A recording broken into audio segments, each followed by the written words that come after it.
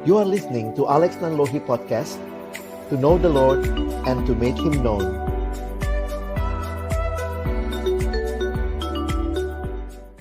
Kekal, takkan kau biarkan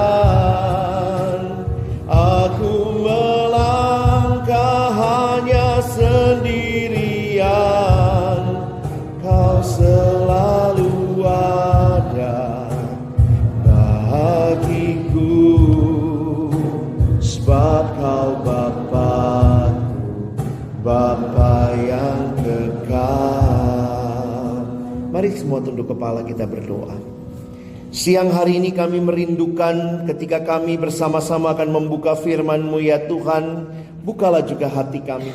Jadikanlah hati kami seperti tanah yang baik, supaya ketika benih firman Tuhan ditaburkan, boleh sungguh-sungguh berakar, bertumbuh, dan juga berbuah nyata di dalam kehidupan kami. Berkati hamba-Mu yang menyampaikan dan setiap kami yang mendengar. Tuhan, tolonglah kami semua, agar kami bukan hanya menjadi pendengar-pendengar firman yang setia, tapi mampukan kami dengan kuasa dari Roh-Mu yang kudus. Kami dimampukan menjadi pelaku-pelaku firman-Mu di dalam hidup kami, di dalam masa muda kami. Bersabdalah ya Tuhan, kami anak-anak-Mu sedia mendengarnya. Di dalam satu nama yang kudus, nama yang berkuasa, nama Tuhan kami Yesus Kristus, kami menyerahkan pemberitaan firman-Mu. Amin. Silakan duduk. Shalom. Selamat siang Bapak Ibu Guru dan juga adik-adikku yang saya kasih dalam Tuhan Yesus Kristus. Selamat siang. Hari ini Kak Alex ingin mengajak kita melihat satu tema yang juga sudah kita baca tadi, ya. Saya senang gambar dan waktu lihat gambar ini menarik ya. Gimana itu? Ada keyboard S-nya 2 gitu ya.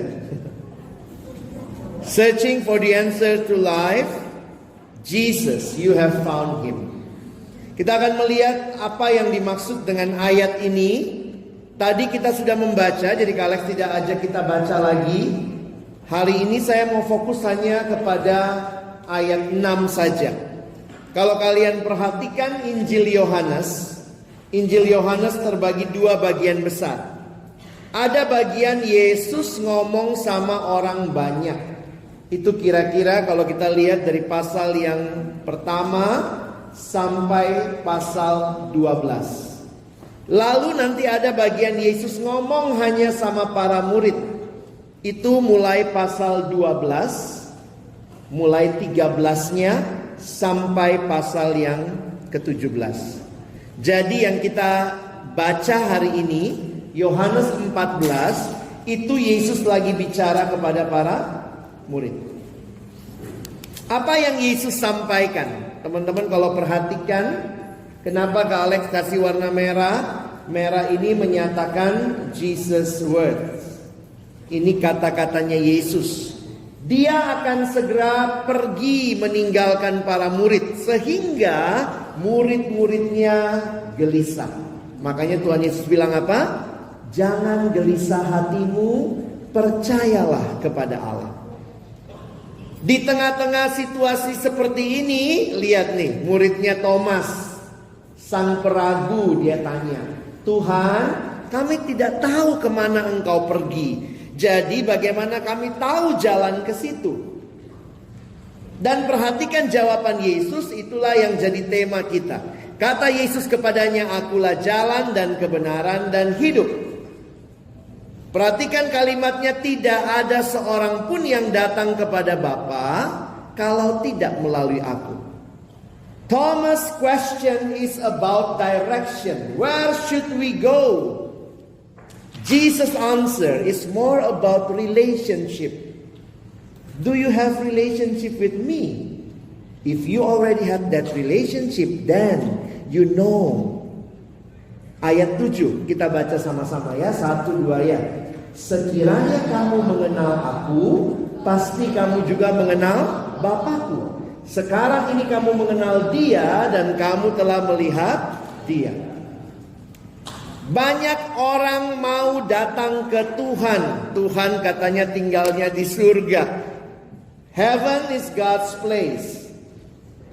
Tetapi banyak orang tidak mau kenal Tuhan. Dan di dalam kekristenan kita belajar bagaimana Yesuslah Allah yang menjadi manusia. Dan di dalam Dia we know the way to heaven. Jadi sekali lagi, Thomas' question is about direction, but Jesus' answer is about relationship. If you have a relationship with me, you want to come to my Father's house, then you already know Him. Kamu telah mengenal Dia. Jadi makanya kalimat ini terkenal sekali ya. Akulah jalan, ini kalimat Yesus. Ada 3 ya. I am, kalau bahasa Inggris lebih jelas ya. I am the way, the truth, and the life.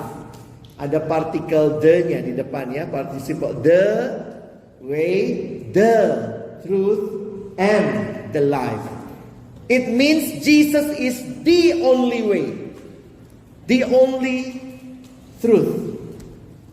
The only life. Nah, kenapa ini jadi menarik buat kita pikirkan? Kak Alex ingin kita ajak melihat apa yang sebenarnya sedang mereka tanyakan. Di tengah-tengah kondisi mereka gelisah, Tuhan Yesus meyakinkan mereka, akulah jalan dan kebenaran dan hidup. Semua agama bicara the way to heaven. Bagaimana caranya bisa pergi ke surga? But Jesus said, He is not only pointing us to a way, but He Himself told us, I am the way. Jadi menarik, kekristenan tidak menunjukkan jalan ke surga.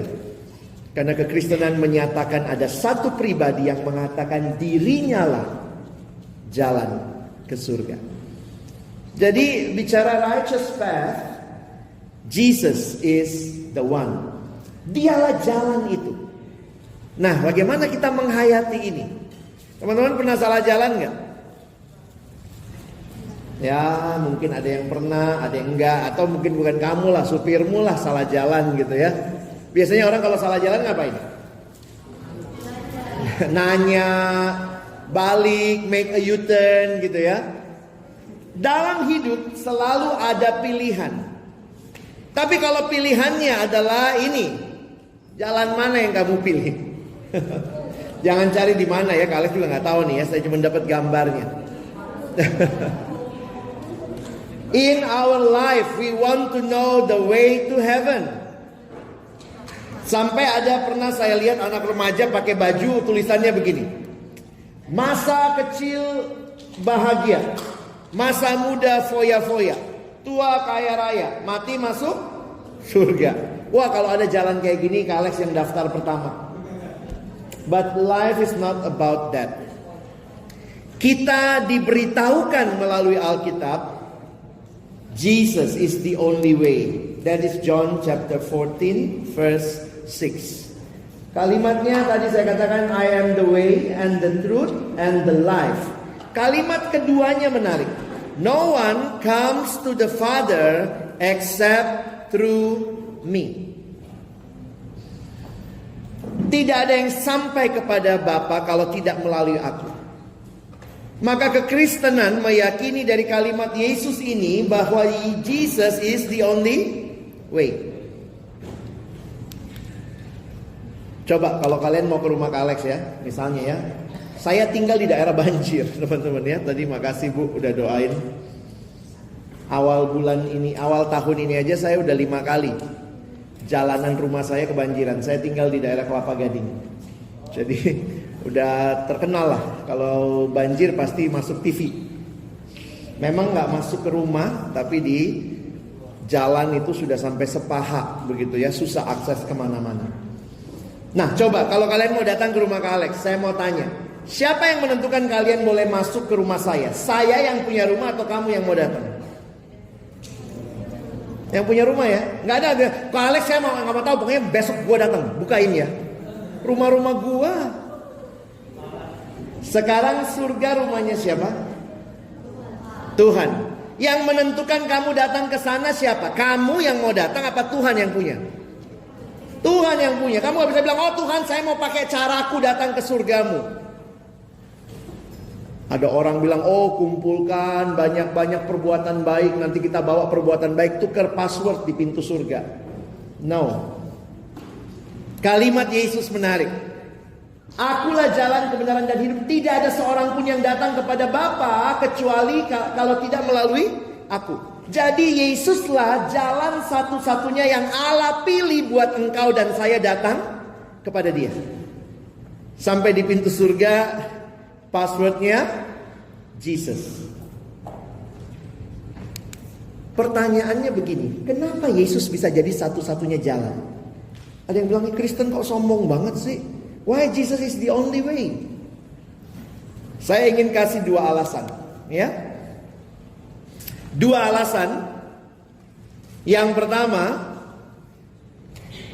karena siapa Yesus pribadinya. Jadi kalau kita bicara kenapa sih dia bisa jadi satu-satunya jalan? Because Jesus himself, his person atau personality, ya, dirinya. Yang kedua, karyanya. Jadi kita akan lihat sama-sama dua hal ini. Mengapa Yesus bisa menjadi satu-satunya jalan? Pertama karena pribadinya, dan yang kedua karena karyanya. Kita mulai dengan yang pertama. Pribadinya. Di dalam Alkitab kita diberitahu bahwa Jesus, Son of God and Son of Man. Kenapa ya?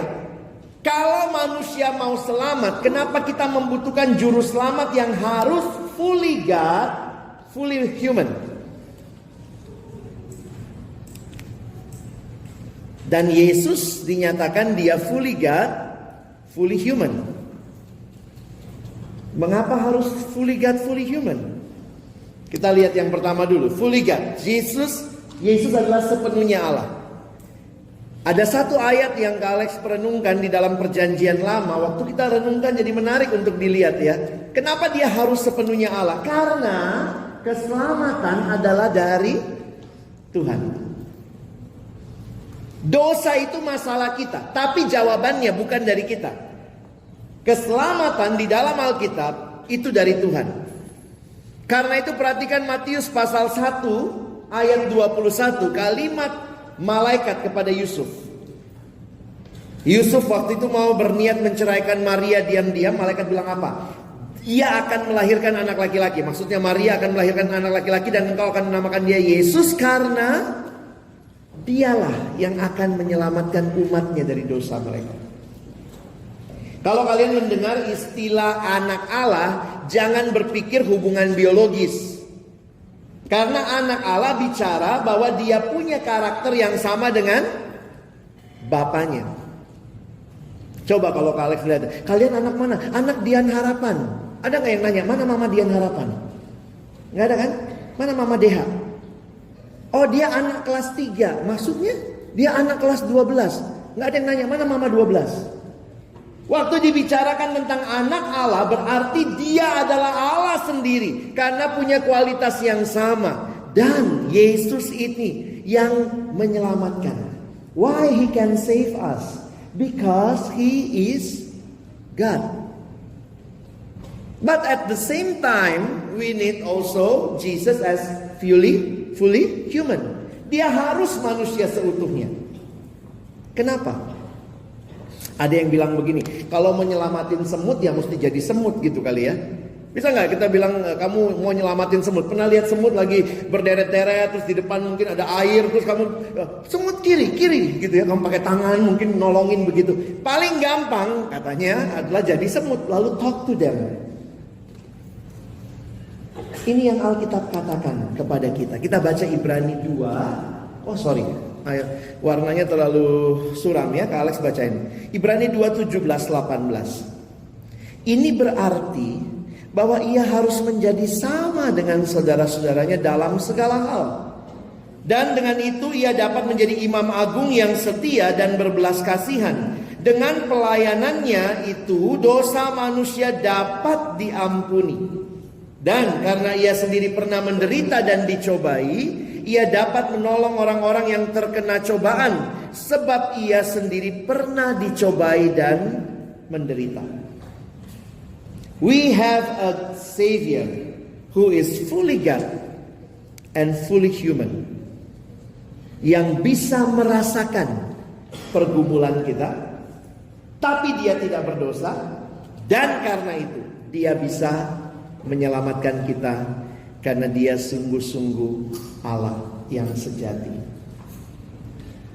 Ini Alkitab sampaikan kepada kita.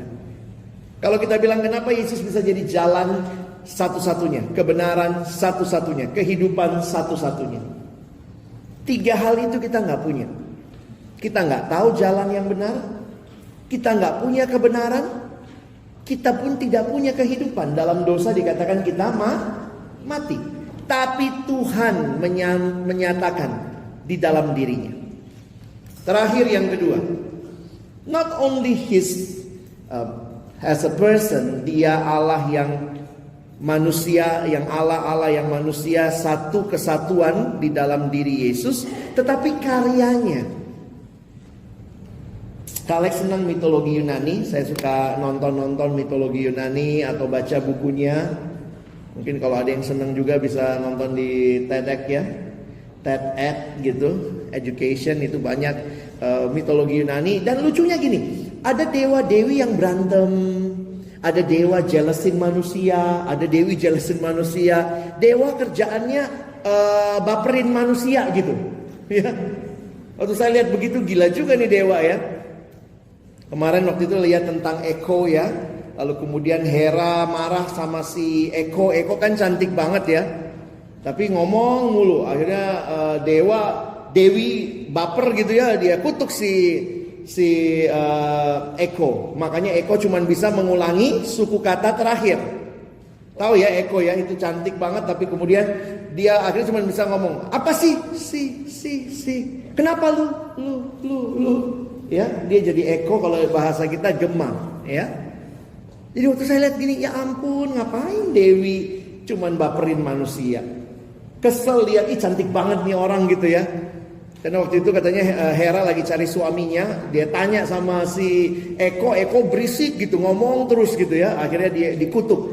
Tapi Yesus ini bukanlah Allah yang jadi manusia dan tidak punya kerjaan. Bagi saya yang menarik, apa yang dia lakukan bagi kita? Apa yang Tuhan kerjakan?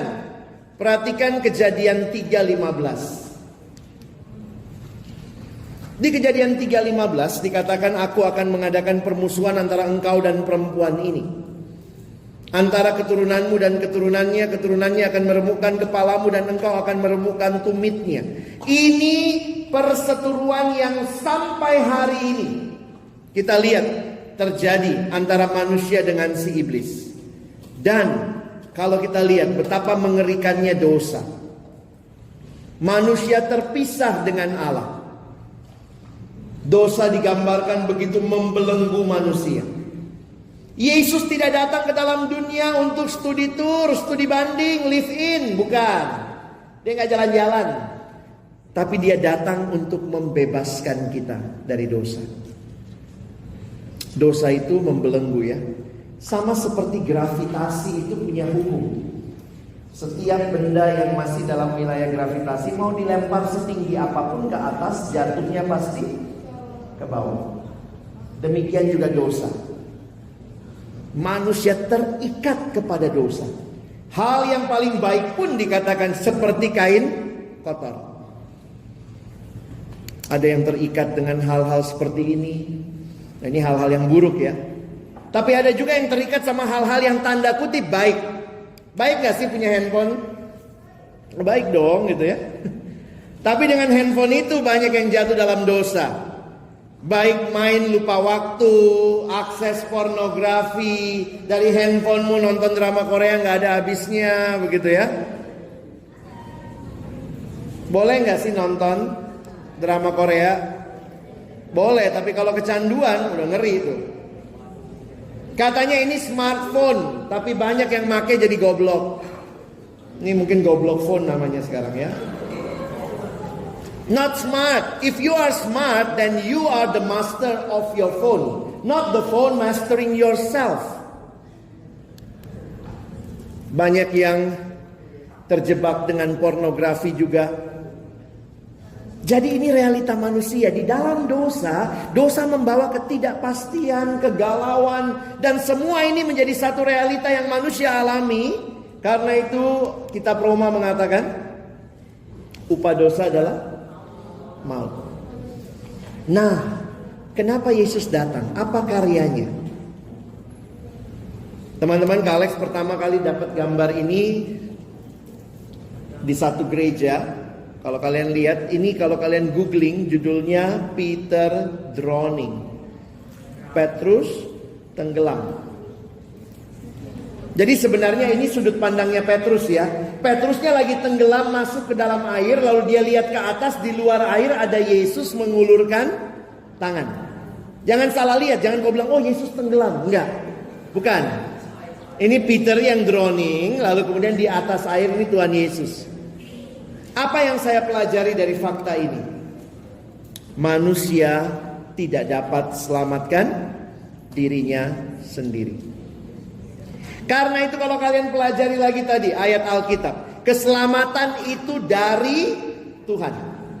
Semua agama ngajarin keselamatan dari mana? Dari usaha kita. Oh, kalau kamu lagi bikin dosa, ayo bikin kebaikan supaya dosanya ketutup. No way. Itu cara manusia. Semua agama mengajarkan keselamatan dengan caranya sendiri. Kekristenan berkata, no, salvation is only from God. Only God can save you. Karena itu ayat yang berkesan ini. Karena begitu besar kasih Allah akan dunia ini. Kadang-kadang Kak Alex mikir gini ya, if you can save yourself, you need no savior. Listen carefully. If you can save yourself, you need no savior. But why you need a savior? Because you cannot save yourself. Allah yang datang supaya kita tidak binasa, tapi beroleh hidup yang kekal. Karyanya Yesus dalam dunia begitu rupa membawa keselamatan bagi kita. Kita baca 2 Korintus 5 ayat 21 ya. 1, 2 ya. Dia yang tidak mengenal dosa telah dibuatnya menjadi dosa karena kita, supaya di dalam dia kita dibenarkan oleh Allah. Salib menunjukkan betapa seriusnya dosa. Jangan main-main sama dosa. But at the same time, at the cross, kelihatan juga kasih Allah yang luar biasa. Apa yang Yesus alami. Sebentar lagi kita masuk masa, ini udah prapaskah, kita mau masuk Paskah. Kadang-kadang Kak Alex udah gak mau lihat kalau film ini diputar gitu ya. Apa sih yang kita pelajari? Yesus bayar harga yang sangat mahal untuk penebusan kita. Kalimat Dr. Billy Graham, Allah membuktikan kasih-Nya pada kayu salib ketika Kristus digantung berdarah dan mati. Itulah saatnya Allah berkata kepada dunia ini, I love you. Jesus bukan hanya manusia penuh, Allah sepenuhnya, tapi karyanya menyatakan cintanya Allah bagi kita. Jadi di dalam Dia kita yang berdosa boleh datang kepada Allah. He is the only way. Ada jalan lain? Tidak. Lihat kalimat Paulus di 1 Timotius 2 ya. Ini ayat-ayat yang mungkin kalian perlu catat, kalian ingat gitu ya. Kenapa kita bilang cuma satu jalan keselamatan? Karena Alkitab berkata demikian. Karena Allah itu Esa, dan Esa pula dia yang menjadi pengantara antara Allah dan manusia, yaitu manusia Kristus Yesus, yang telah menyerahkan dirinya sebagai tebusan bagi semua manusia. Itu kesaksian pada waktu yang ditentukan. Kenapa kita bisa percaya bahwa Yesus the way, the truth, the life, because that is what the Bible explain to us. Bagaimana respon kita? Kalau ada yang menyelamatkan kamu, bayangkan kalau jadi Petrus ya, tenggelam gitu, terus diselamatin gini, terus bilang, oh sorry saya masih mau coba sendiri gitu ya. Pendeta Billy Graham bilang begini, orang yang berusaha menyelamatkan dirinya sendiri itu seperti, you can try it, orang yang mencoba mengangkat tubuhnya dengan cara menarik tali sepatunya. Kalau ada yang bisa tarik tali sepatunya dan mengangkat tubuhmu, saya bayar kamu 1 M saat ini juga. Coba angkat tubuhmu dengan cara menarik tali sepatu. Kalau ada yang gak angkat, makanya kalau bisa you terbang namanya. No one can do it.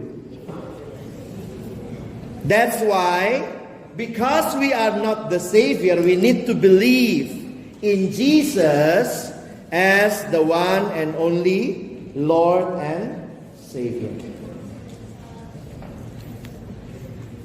Punya kepercayaan sungguh-sungguh. Tidak ada juru selamat yang lain. Kalian nyanyi tadi ya. Saya pikir ketika Bibi juga didirikan, dia bicara tentang the anchor. Kepada anchor yang sejati. Who is your anchor?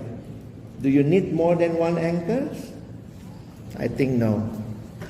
There is only one God. Only one Savior.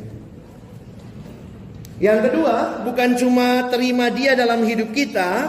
Kalimat di dalam 1 Yohanes, siapa yang mengatakan dia ada di dalam dia, ia wajib hidup sama seperti Kristus hidup. Kita perlu berubah. You need to have a new way of life. Salib itu satu-satunya jalan keselamatan. Salib memberikan tujuan baru bagi kehidupan. Bukan lagi manusia lama. Coba lihat kalimat ini ya. Alex senang kalau baca 1 Petrus. Kita baca ayat ini. 1, 2 ya.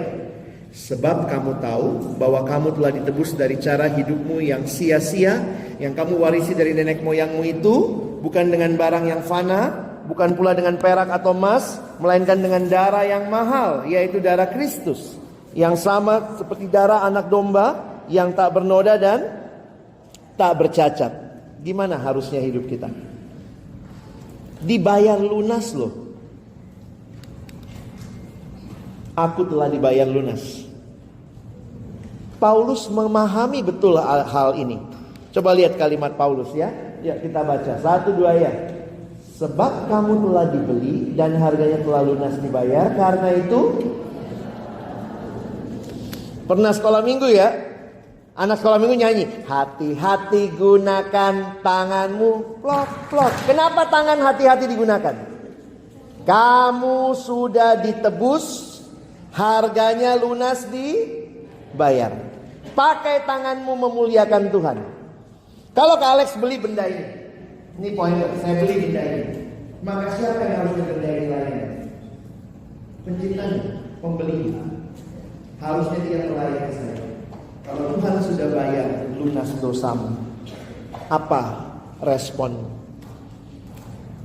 Hati-hati gunakan matamu. Tangan bukan untuk mukul teman. Hati-hati gunakan mulutmu, jangan bully orang. Hati-hati gunakan kakimu. Hati-hati gunakan matamu. Lihat apa yang Tuhan mau kamu lihat. Ada komitmen untuk berubah. Dan komitmen untuk berubah paling sederhana. Kalian siswa ya. Apa yang harus terjadi? Gimana cara belajarmu? Kalau Yesus sungguh-sungguh juru selamatmu, He is the one and only God, the way, the truth, and the life. Apakah cara belajarmu serius? Kamu tidak mau menyontek, itu komitmen. Saya sudah ditebus oleh Tuhan, saya tidak mau mempermalukan Tuhan. Teman saya dulu bilang gini, nyontek itu sebenarnya menghina Tuhan. Kalian juga bingung, hah? Nyontek menghina Tuhan, hubungannya gimana? Orang yang nyontek lagi bilang sama Tuhan, maaf Tuhan, otak yang kau kasih kurang bagus. Saya masih butuh kepean, masih butuh contekan. Jadi terus nyontek, terus kamu hina Tuhan. Tuhan kasih otak kok kayak gini. Ya iya juga ya. Dan bagaimana cara bergaulmu di sekolah? Gimana sikapmu di rumah? Apakah kalau Yesus adalah the one and only Lord and Savior, do you have a life? Waktu orang lihat hidupmu, orang bilang, wow, dia anak Tuhan. Kalian kadang suka mikir gitu ya, ada nggak ya orang tua yang pengen banget anaknya makin hari makin mirip tetangga? Ada papa mamamu bilang gitu? Kalau pulang, aduh papa bangga sekali nak, lihat matamu makin mirip tante di seberang jalan. Orang tua yang normal ingin anaknya mirip dia. Kalau kita anak Tuhan, harusnya kita mirip siapa? Ada nggak temanmu udah bilang gitu lihat hidupmu? Ih, kau Tuhan banget sih. Ada nggak gitu-gitu? Ih, Yesus banget. Ini Yesus, pasti anaknya Yesus. Atau orang lihat hidupmu, dasar lu anak setan. Kesetananmu lebih kelihatan deh. Saya pikir melalui Boys Brigade juga kalian ditolong ya. Belajar punya disiplin, belajar punya ketangguhan, endurance, dan itu penting buat kehidupan kita. Mari jadi anak-anak Tuhan yang memuliakan Tuhan. Bukan mempermalukan Tuhan, tapi mempermuliakan Dia. He is the one and only Lord and Savior. He is the way, the truth, and the life. Amin. Mari kita berdoa. Bapa Surgawi, terima kasih buat firman-Mu. Setiap kali kami diingatkan, kami percaya tidak ada yang kebetulan. Biarlah hidup kami yang masih muda ini, hidup yang cuma satu kali. Kami benar-benar berserah kepadamu, percaya kepadamu, bukan kepada yang lain. Semua yang lain hanya manusia yang tidak mungkin menyelamatkan kami. Bahkan kami sendiri, diri kami tidak bisa menyelamatkan diri kami. Sebagaimana firman-Mu, keselamatan adalah dari Tuhan. Dan terima kasih, Yesus Engkau Tuhan yang berkenan datang jadi manusia. Dan di dalam Engkau kami menikmati keselamatan. Keselamatan bukan untuk kami hidup seenaknya, tapi ketika kami diselamatkan dari dosa, supaya kami tidak lagi hidup terus-menerus di dalam dosa dan mempermalukan Tuhan. Tapi kami boleh hidup di dalam kebenaran dan mempermuliakan Tuhan. Tolong kami bukan cuma jadi pendengar firman, jadikan kami pelaku-pelaku firman-Mu. Dalam nama Yesus kami bersyukur. Amin.